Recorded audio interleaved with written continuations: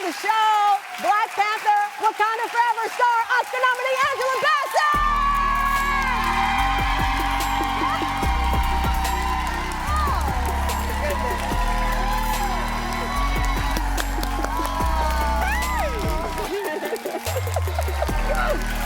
Oh my God! Oh, you look beautiful. Okay, I am a flood of tears for a couple. That trailer, it just tears me down. Did you cry the first time you saw it? I got goosebumps. Oh. And then I watched it again and You got got goosebumps right? again. And then again. And then thought about it later in the day, and then tears welled up. Everything That's never happened. Your character, her say, I've lost my family. And then the lyrics, we gonna be all right. That's right. Everything, I mean, Kendrick, it's just, the second reason that I get so emotional seeing you walk out is that you were here 2 days before the global pandemic shut down the world.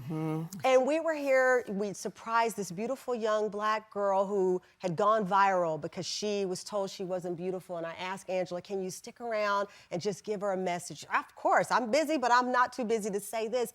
And then I said, are you gonna be in Black Panther? And I wanna play what you said at that time. This is what she said at the time when I asked her about the sequel. Where does the sequel stand with the Queen? And are you in I it? just read something on some rumor mill that says I'm expected to be in it. So, but like I said, that's a rumor. That didn't come from the top. It came from the side.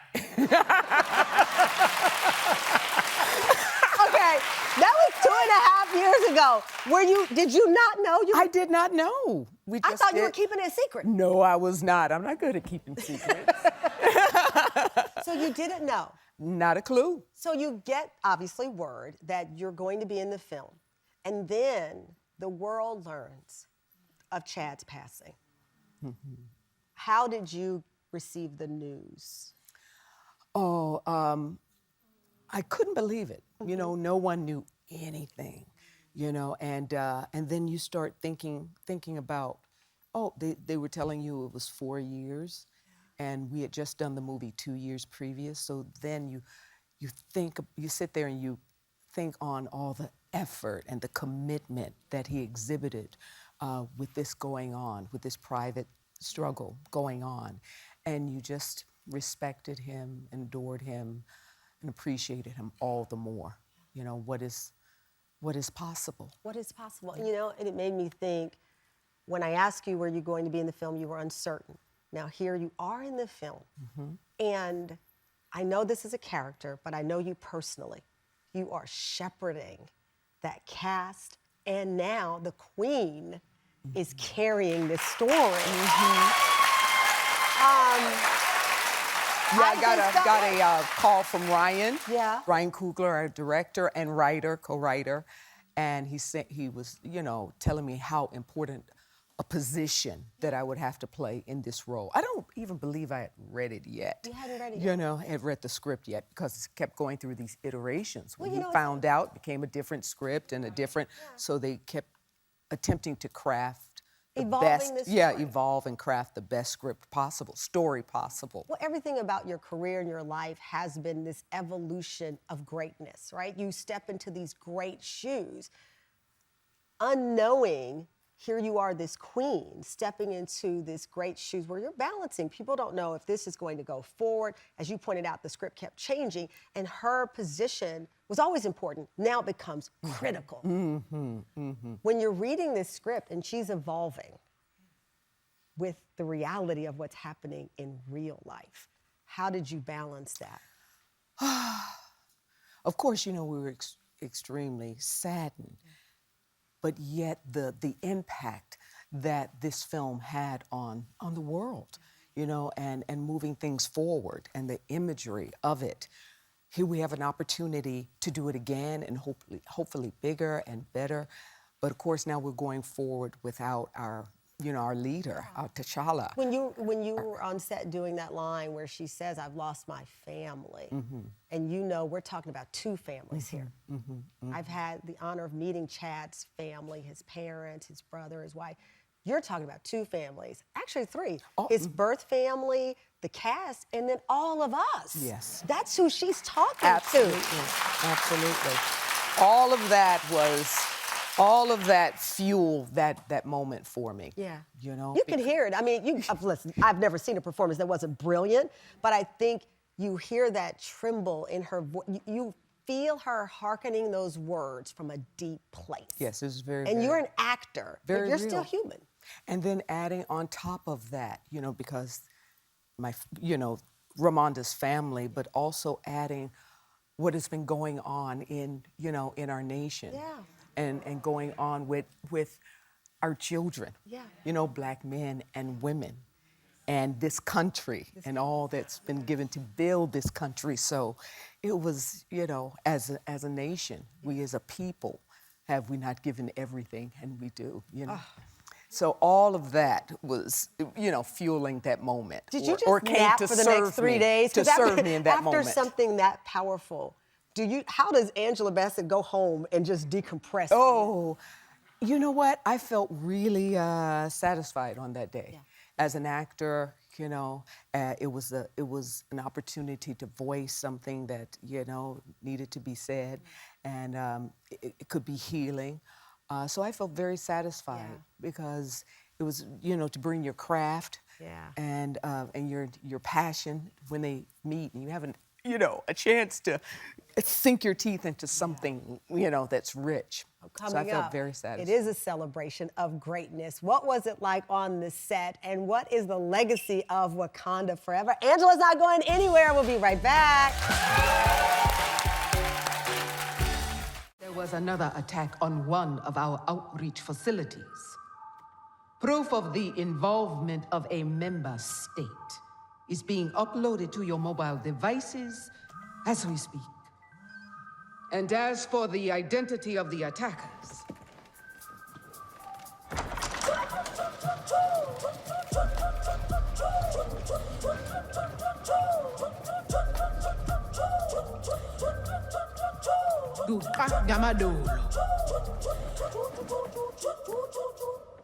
Je vous en prie.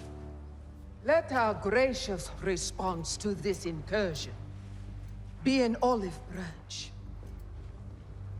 Further attempts on our resources will be considered an act of aggression and met with a much steeper response.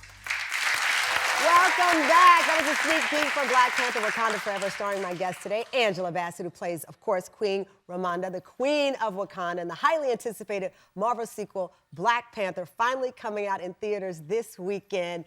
They're calling this Marvel's most poignant and powerful film to date.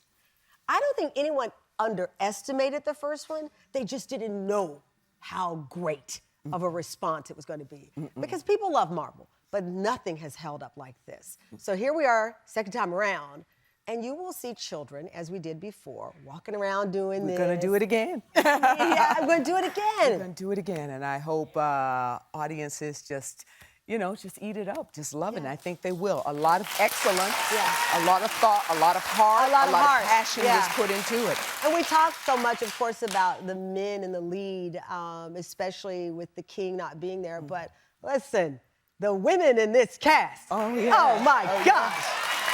Women were very important last time, but this time, very important. front and center. Very front and center, female-driven. You made the great point. Women obviously critically important that first time, but this time again, evolution and resilience, as we see so many times in a Black family, the mother and the women from the church on being that foundation. Have to hold it together and take care of the family and, deposit the wisdom and, and strengthen the backbone. So. Now, I know you are athletically superior than the rest of us. Every time, oh, please, ma'am, since the day you shut down the heels and all of that, and what's love got to do with it? Every time I see you physically fit, did you have to take on some physical training? Because nobody plays around in this film. I had, not the fighting. Not the fighting, war no, stuff, no, no. But I did have to work do underwater stuff. Yeah. You know, water stuff. So we had some Olympic swimmers. You took training classes from and Olympic train swimmers? us. Yes, holding the weights and walking on the bottom of the pool. That's very scary initially. Are you a great swimmer? I grew up in Florida a little bit, you know, black women in their hair and water, humidity, rain. Right. You Oh, know, no. Listen, I did a study on why, people often ask about black people swimming since we're here. And I did a study. The number one reason that young black girls don't learn to swim is our hair. And talk about culture. I mean, you now getting in the water for this role, another reason leveling up our education and culture. So there you were, Florida, growing up, not really a swimmer, and they're putting weights on you. Right. You know, you're holding them in your hands and Right. you're walking the bottom of the pool, the length of the pool. Were you, like, so, yeah, I exhausted? was amazed at myself. Yeah? Oh, that's a good I feeling. was amazed, but that's one of the calls that Ryan, when he called, he said, "Can you swim? Do you think you'll be handle a little bit of it?" We also had a trainer in this technique called free diving, where you just swim without a tank, without oxygen. You just hold your breath and swim. And my teacher, my instructor, could do 6 minutes. Right. And her instructor could do 9 minutes. Right. I got up to 2 minutes. Okay, well, that's We had some overachievers in the No, group. but how nice is it in life to still do things new, right? I mean, because Yeah. you've lived such a wonderful life and continue to do exciting things. New But new challenges. things and new challenges like that. That's exhilarating.